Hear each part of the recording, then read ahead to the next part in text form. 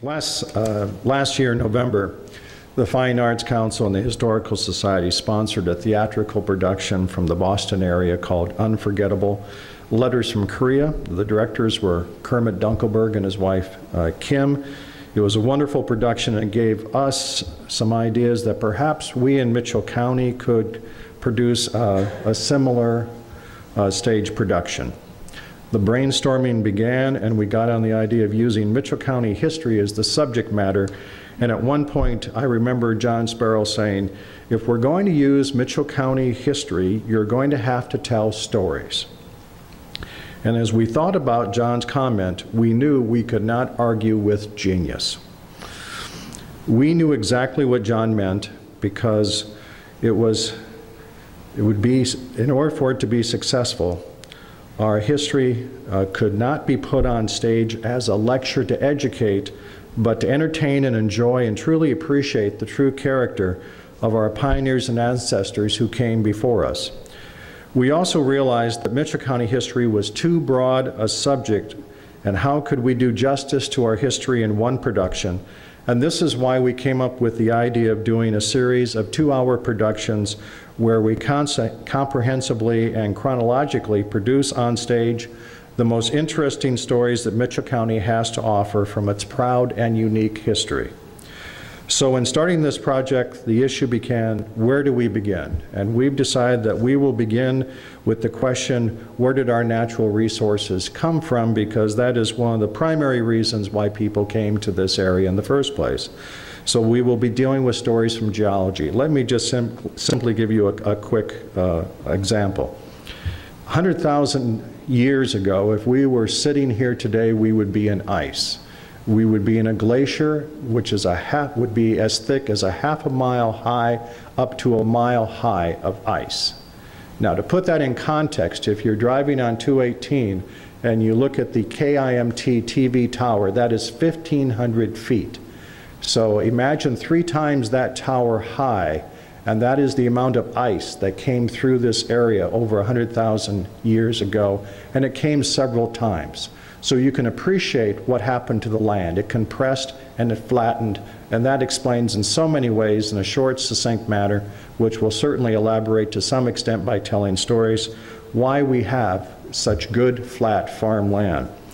We will also tell stories of Native Americans starting 12,000 years ago, and hopefully showing some archaeological artifacts, and then progress through the various tribes that lived and hunted here, bringing us to the 1800s, where the Sioux lived to the north, the Sauk and the Fox lived to the south, and in between, in the 1800s, there was a band called the Neutral Zone, which was a buffer zone between the tribes because of their fighting, and it went from the northeast corner of Iowa down to Fort Dodge and was about a 40-mile width, which Mitchell County was part of. And in that width, the United States government moved the Winnebago Indians in to try the experiment of having them try to farm, which was a complete failure. In the northwest corner ditch of the first intersection going out of Osage, there was a stone with a plaque. It's just the first intersection past the VFW, the bowling alley. Does anyone know what's on that plaque?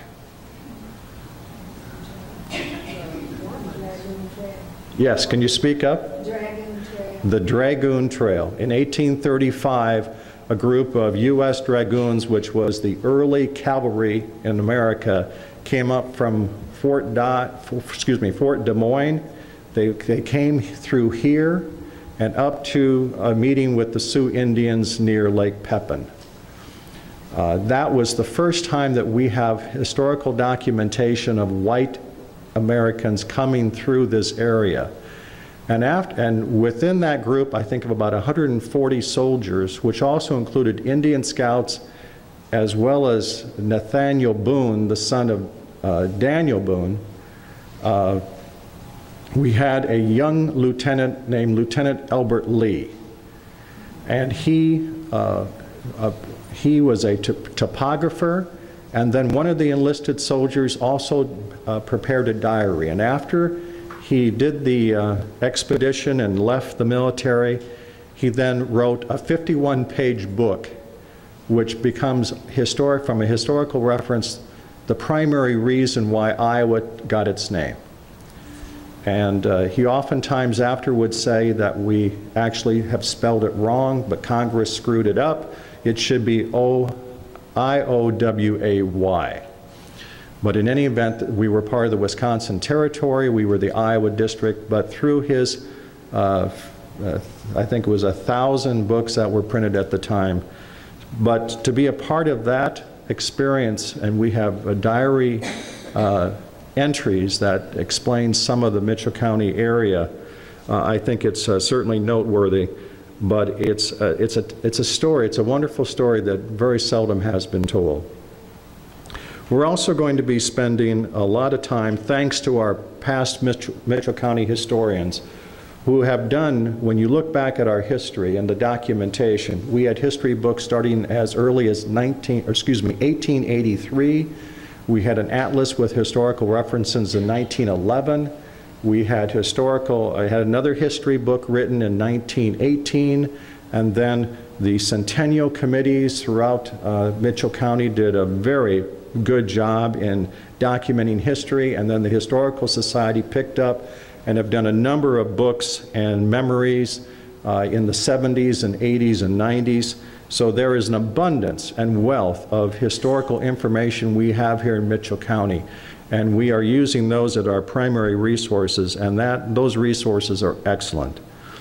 But that will allow us then to talk about the Cutler family, the Hart family around Osage, that came in 1852, Lorenzo Mary from Otranto, who actually, you have to look to the right books to find him.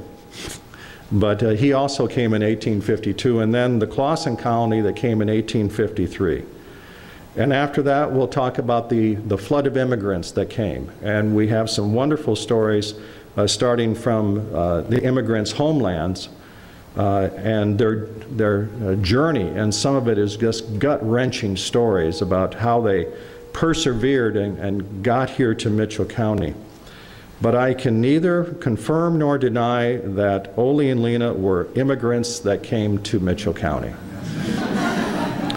That still remains under investigation. We also found a Sanansker native named Don Borcherding, who was a civil engineer, and he's now retired, but his pastime is to research civil engineering as it relates to Mitchell County as well as Iowa and Minnesota.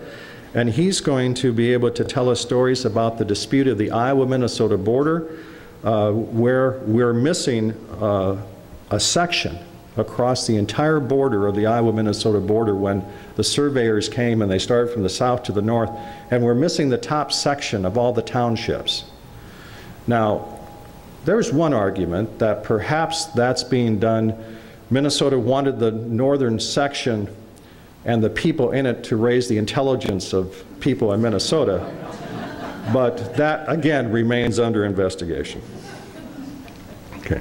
And finally, in this first segment, we're going to be setting the stage for the telling of pioneer stories. And that will be the major segment of this first production.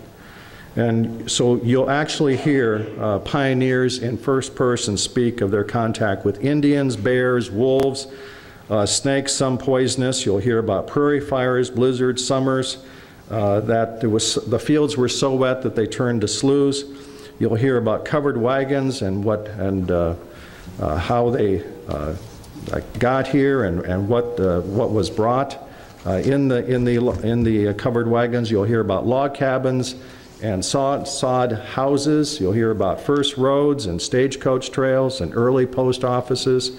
You hear about the trips back to McGregor right after the pioneers arrived, because it took 14 days round trip for pioneers to go back and forth, and oftentimes because of using oxen, and their rate of speed was 2 miles per hour. And they would go back and sell their first cash crop, which was wheat. And you'll also hear about health issues, including problems that some of the settlers had with alcohol. But we continue to have a need for further research to ensure that we are presenting the best stories that we can, as well as we're just beginning the actual story writing of this production. And then to complement the stories, we want to use several screens that will have photos, maps, and diagrams to accent what is taking place on stage. And we also hope to introduce the music of each period in each production. And then we will need men, women, and children portraying characters and pioneers to tell the story. In one scene alone, we're hoping to have 75 men, women, and children on stage, and they will represent the Clawson colony that came from Wisconsin here, and it took them 3 weeks, and they endured storms, flooding, breakdowns, semi-mutinies, and when they got here, several of the pioneers had to contend with claim jumping, and that caused Reverend Clawson to be involved as a referee and peacemaker, and he was successful at that. So we will be making a concerted effort to make sure that the entire county will share the stories in the time period that we are presenting. Let me share with you who's currently involved in this project. We have Kurt Yonker, who's working on the geology and archaeology issues. We have Pat Mackin, who is working on the 1835 Dragoon expedition. We have John Sparrow, who's in the process of locating photos, maps, and other visual effects. Dennis Johnson is devising and locating projection equipment and screens that will create life-size backgrounds. Ellen Ellsbury, the museum curator, has lent her full support by gathering information from the museum, allowing complete access as to the artifacts, and coordinating and recruiting volunteers. Other committee members include Marianne Carmody from Osage, Audrey McKinley, St. Ansgar, yes, that's a relation. It's my 91-year-old mother who is sitting in the front row with me, who happens to be the curator for the St. Ansgar Museum.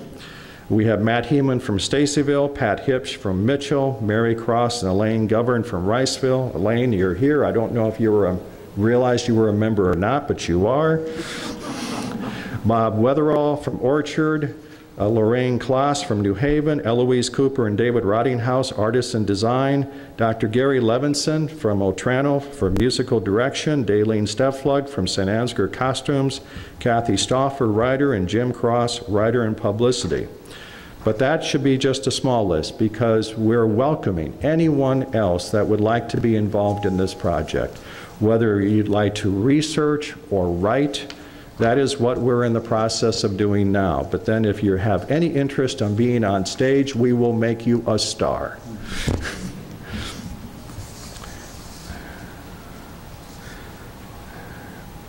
Are there any questions?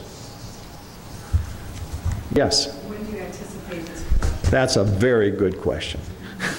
We don't know, because we're hoping that we can complete the research and the writing perhaps in the next 3 to 4 months.